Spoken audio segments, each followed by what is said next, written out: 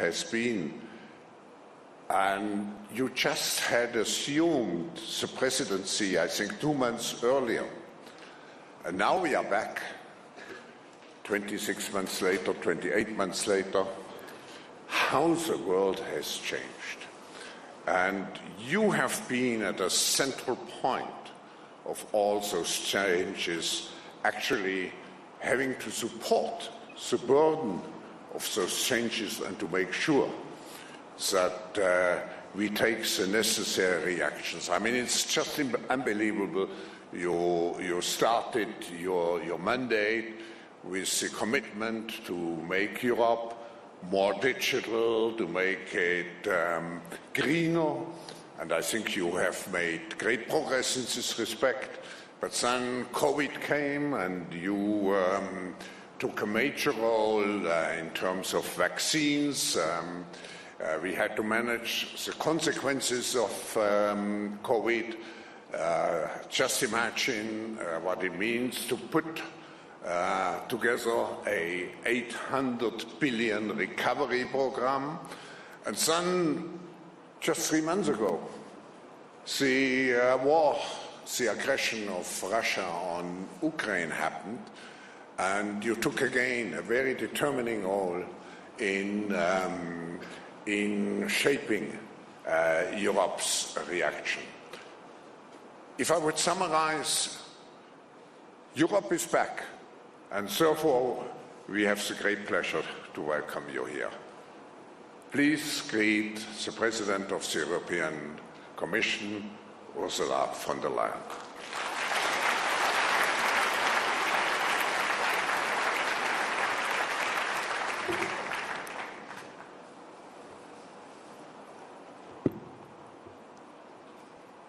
Thank you very much, Klaus. Ladies and gentlemen, indeed, following your introduction, dear Klaus, it is difficult to believe that in Davos today we're talking about war, because the Davos spirit is the antithesis of war. It is about forging ties and together finding solutions for the big challenges of the world. You might remember, and you worked on it together with us, that in recent years we have looked at smart and sustainable ways to fight climate change and how to shape globalization so that all can benefit. How to make digitalization a force for good and mitigate its risks for democracies. So Davos is all about crafting a better future together. That is what we should be talking here about today. But instead, we must address the cost and consequences of Putin's war of choice. The playbook of Russia's aggression against Ukraine comes straight out of another century, treating millions of people not as human beings, but as faceless populations to be moved or controlled or set as a buffer between military forces, trying to trample the aspiration of an entire nation with tanks. This is not just a matter of Ukraine's survival. This is not just an issue of European security. This is putting our whole international order into question. And that's why countering Russia's aggression is a task for the entire global community. Ukraine must win this war. And Putin's aggression must be a strategic failure. So we will do everything we can to help Ukrainians prevail and retake the future into their hands.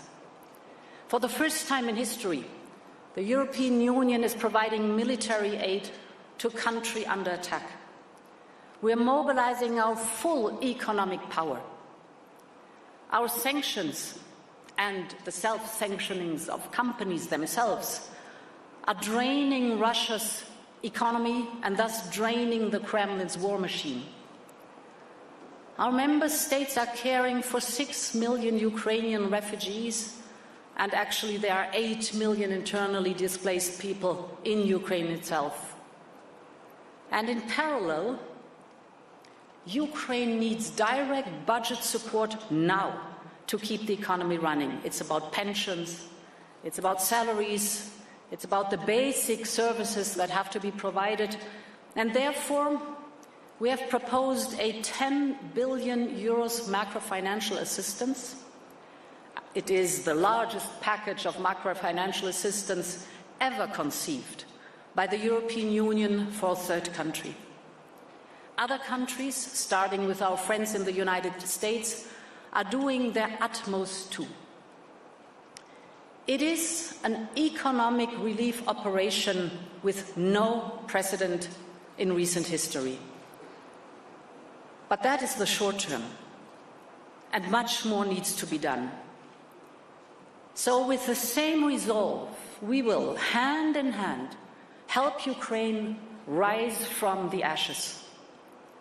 That's the idea behind the reconstruction platform that I proposed to President Zelensky. You remember that yesterday, in his speech here in Davos, he recognized the unprecedented unity of the democratic world, the understanding that freedom must be fought for. So the rebuilding of Ukraine also calls for an unprecedented unity. As President Zelensky said, the work that has to be done is colossal. But together, we can and we will master the challenge. And that is why I have proposed this reconstruction platform to be led by Ukraine and the European Commission, because we will combine reform with investment. The platform invites global contributions from any country that cares about the future of Ukraine, from international financial institutions, from the private sector. We need everyone on board. And I was very glad to hear about the Lugano initiative yesterday. Borge Brende called it a Marshall Plan for Ukraine. And, ladies and gentlemen, we should leave no stone unturned. That is, including, if possible, the Russian assets that we have frozen. But this is not only about undoing the damage of Putin's destructive fury. It is also about building the future that Ukrainians have chosen themselves. For years now, the people of Ukraine have worked for change. And that is why they elected Volodymyr Zelensky in the first place.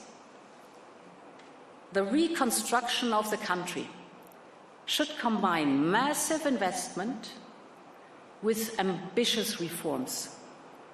For example, to modernize Ukraine's administrative capacity, to firmly establish the rule of law and the independence of the judiciary, to fight corruption, get rid of the oligarchs, to build a fair, sustainable and strong, competitive economy, and thus to firmly support Ukraine in pursuing its European path. Ukraine belongs into the European family. Ukrainians have stood tall in the face of brutal violence. They have stood for their own freedom, but also for our values and for humanity. So we stand with them, and I think this is a defining moment for all democracies on the whole globe.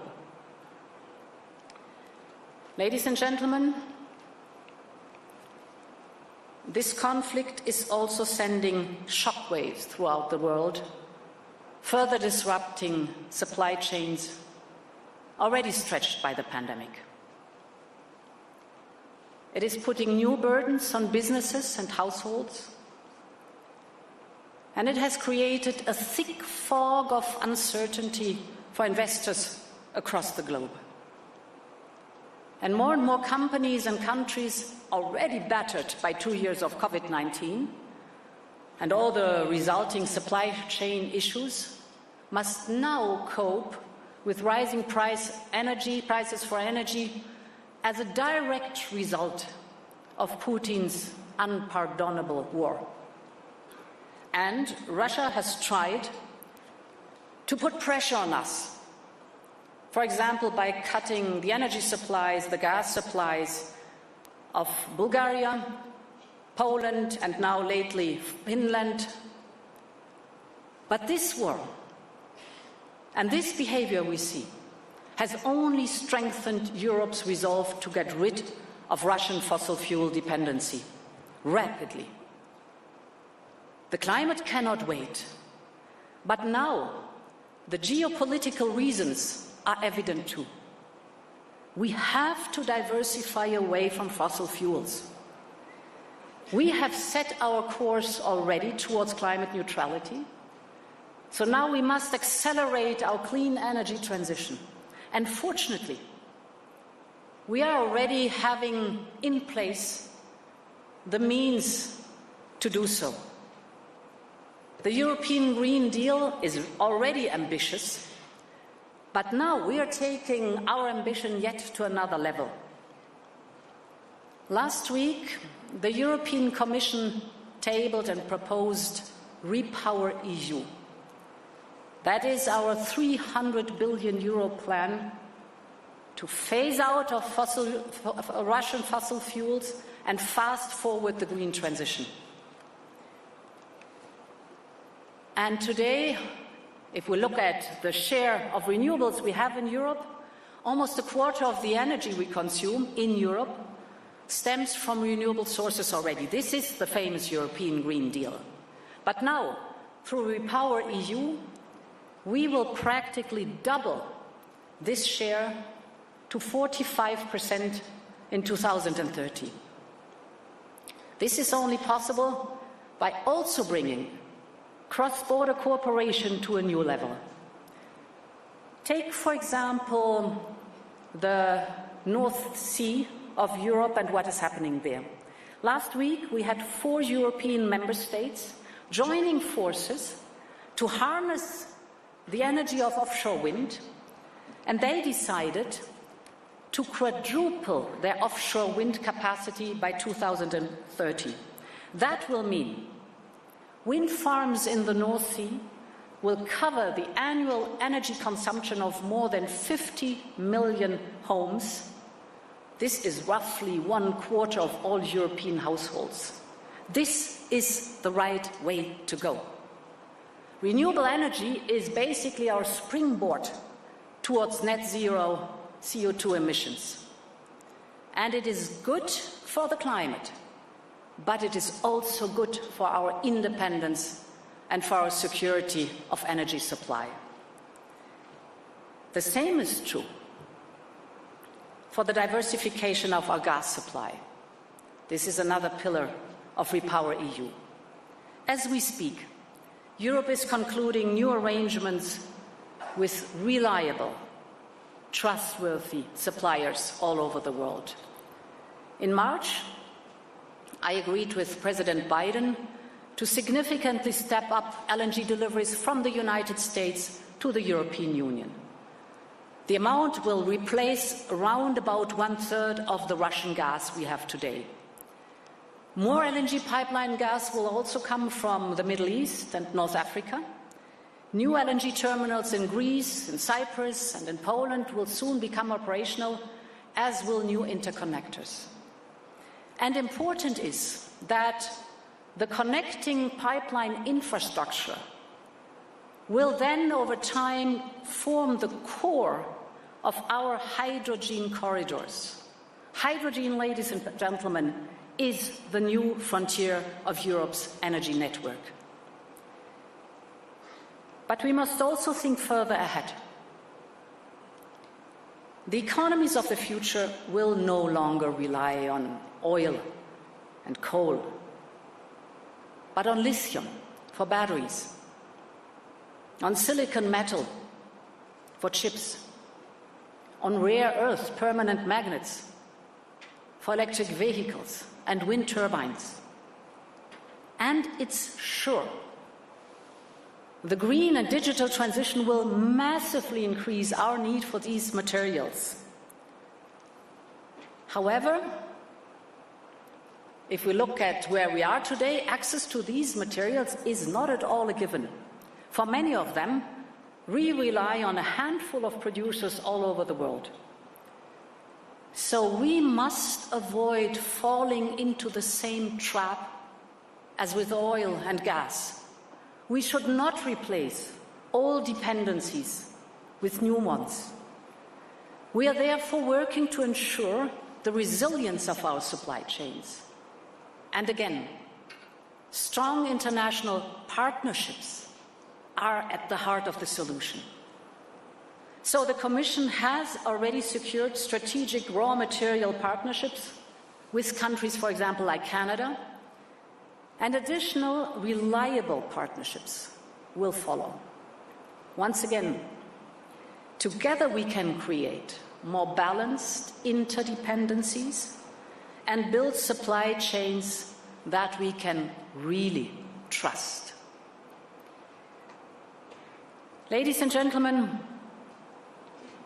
we are witnessing how Russia is weaponizing its energy supplies. And indeed, this is having global repercussions. Unfortunately, we're seeing the same pattern emerging in food security. Ukraine is one of the world's most fertile countries, and even its flag symbolizes the most common Ukrainian landscape: a yellow field of grain under blue, blue sky. Now, those fields of grain have been scorched. In Russian-occupied Ukraine, the Kremlin's army is confiscating grain stocks and machinery. For some, this brought back memories from a dark past, the times of the Soviets, crop seizures, and the devastating famine of the 1930s. Today, Russia's artillery is bombarding grain warehouses in Ukraine, deliberately. And Russian warships in the Black Sea are blockading Ukrainian ships full of wheat and sunflower seeds. The consequences of these shameful acts are there for everyone to see.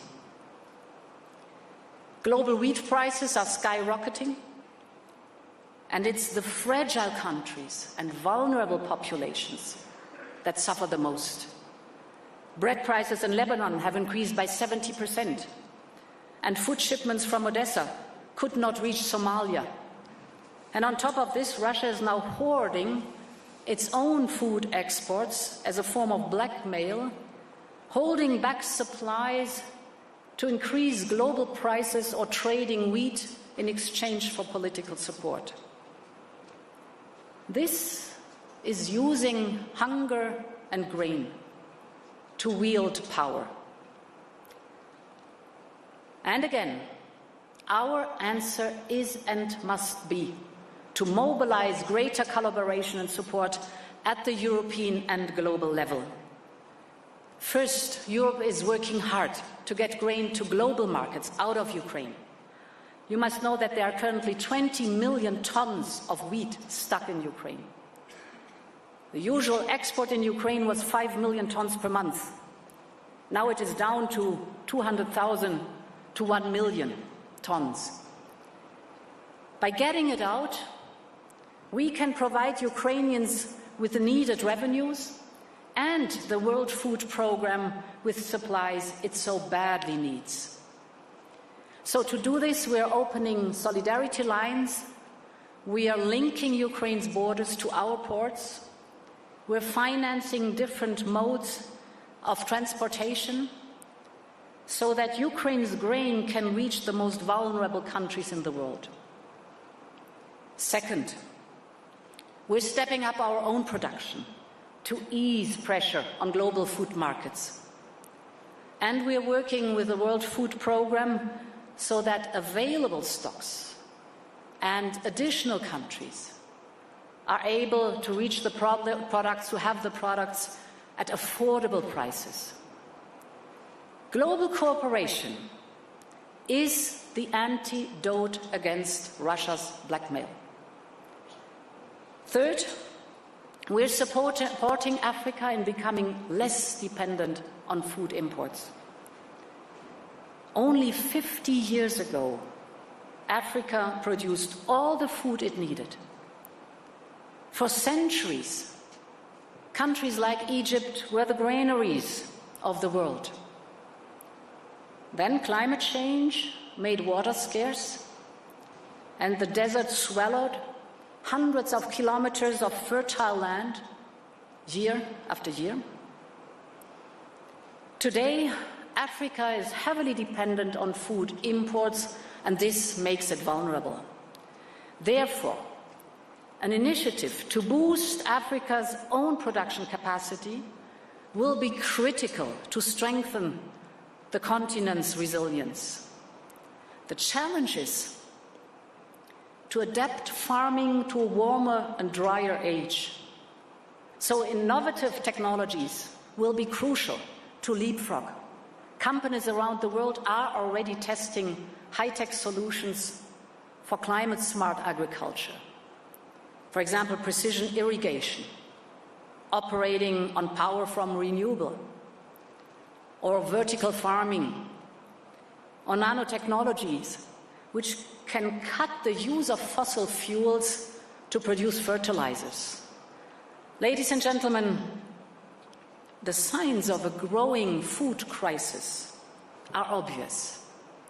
We have to act urgently.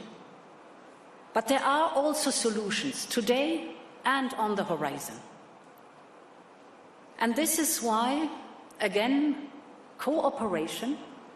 I am working with President al-Sisi to address the repercussions of the war with an event on food security and the solutions coming from Europe and the region. It is time to end the unhealthy dependencies.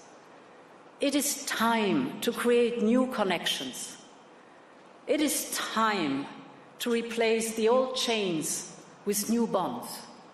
So let's overcome these huge challenges in cooperation, and that is in Davos spirit. Thank you for your attention.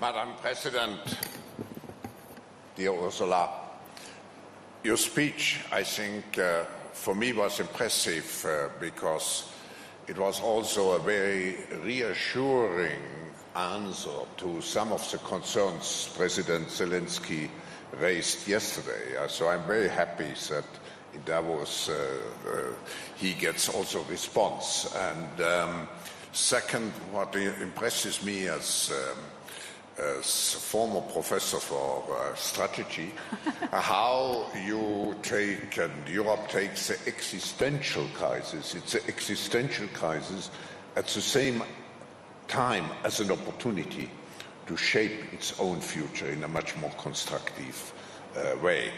Now I have two short questions. The first one is related, you spoke about the strategic autonomy, also in a military sense. And we have to increase our defense budgets. But could you develop a little bit more about it, what the future of the European defense mechanism could be? Yes. So first and foremost, it's very clear that NATO is the strongest military alliance of the world, and it will always be. And Europe will never be a military alliance. But I'm deeply convinced that as Europeans, We need to be able to care for our own defense and to be able to act if being called upon. Now, if you look at the last, well, basically decade of defense investment, right after the financial crisis, you see that there were enormous cuts in defense spending.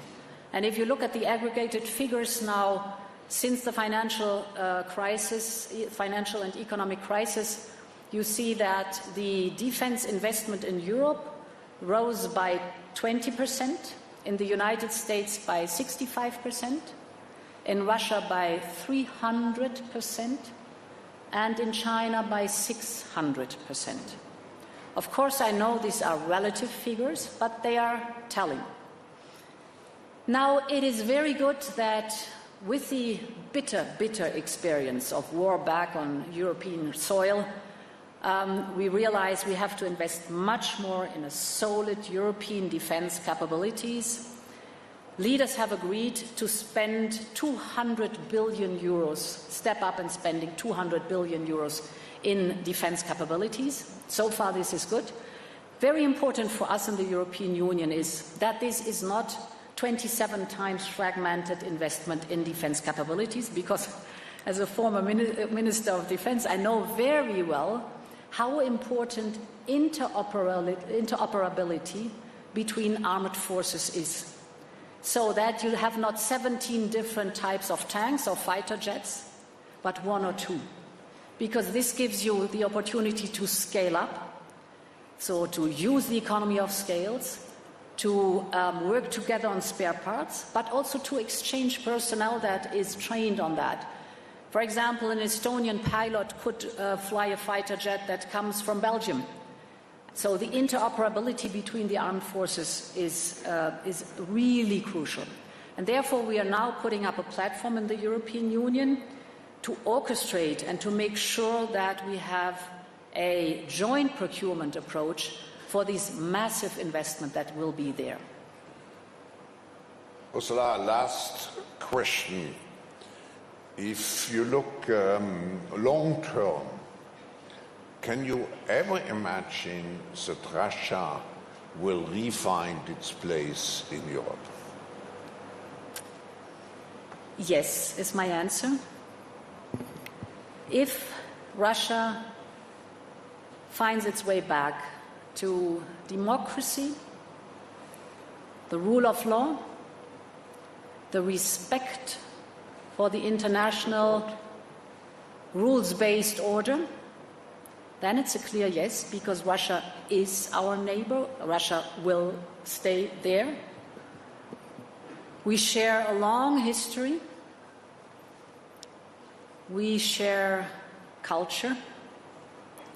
So this might be, and this is certainly, a distant dream and hope, but this also says that our standing up against this brutal invasion is standing up against the leadership in Russia. It is the Russian people who are the ones who decide about the future of their country. They have it in their hands. And therefore, my answer is as I just said. Maybe a last, very last question. Of course, we have I mean, political leaders, business leaders. What can business leaders do, if you had a wish, really to support all the program? And what should be the mentality of the business leaders? Certainly not business goes on. We have also to absorb what you just told us in our mindset as business leaders. What would be your message? Well, everything I've been speaking about, the knock-on effects of the war, but also that we are facing multiple crises. In the back is looming the climate crisis, and it's getting bigger and bigger. We are still in the outgoing part of the pandemic, but we have not overcome it. And now we have the knock-on effects, for example, the food crisis really coming at fast speed as a consequence of Putin's war. In every aspect, we will not make it without the private sector, without the business sector. We need you, and my experience in my time as President of the European Commission is that it is an excellent cooperation with the business sector, because the business sector is taking on responsibility. I've seen it when we started with the European Green Deal, and now in full-fledged, you are at our side, coming with the innovation that is needed to really have this green transformation. We would never have thought that a war also gives us a second good argument really to accelerate the green transformation because of Russia's blackmailing us with fossil fuels. But the business sector is enormously helpful. I am, and I was impressed to see when we unleashed 5 packages of severe sanctions, how the business sector stood up and took responsibility too, by deciding to not only follow the sanctions, but kind of self-sanctioning their own activities in Russia and leaving the country, but also taking care of their employees. This was amazing to see, and is amazing to see.